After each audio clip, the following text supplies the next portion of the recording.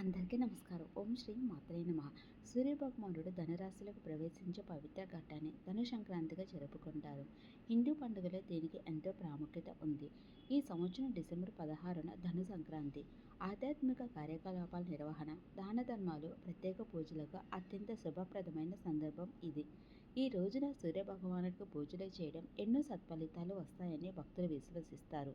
వేకువజామున చేసే పూజలు ఎంతో అనుకూలమైనవి. పంచాంగం ప్రకారం ఈ సంవత్సరం ధను సంక్రాంతి కాలువకరణం స్వాతి నక్షత్రం తులా చంద్ర రాశితో వస్తుంది. ఇది సంవత్సరం మొత్తాన్ని ప్రభావితం చేస్తుంది. ధను సంక్రాంతి తెల్లవారుజామున 4:27 ప్రారంభమవుతుంది.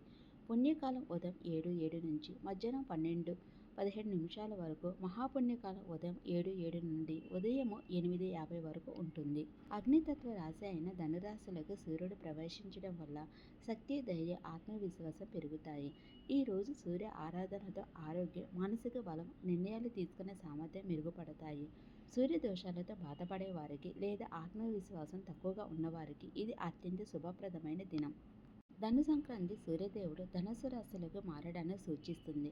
కొన్ని ముఖ్యమైన ఆచార పద్ధతులు పాటించాలి. ఇందులో ముఖ్యమైనది సూర్య భగవానుడికి ఆర్ఘ్యం సమర్పించడం.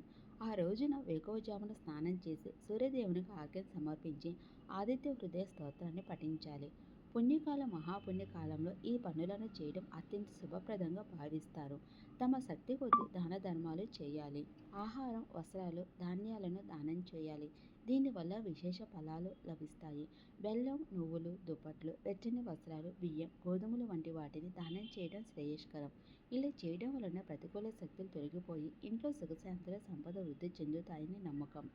సూర్యమంత్రాన్ని పఠించడం, దీపాలు వెలిగించడం, నుదుట చందన తిలకాన్ని ధరించడం, సూర్యనారాయణుడికి అంకితం చేసిన దేవాలయాలను సందర్శించడం వంటివి ఇందులో ఉన్నాయి.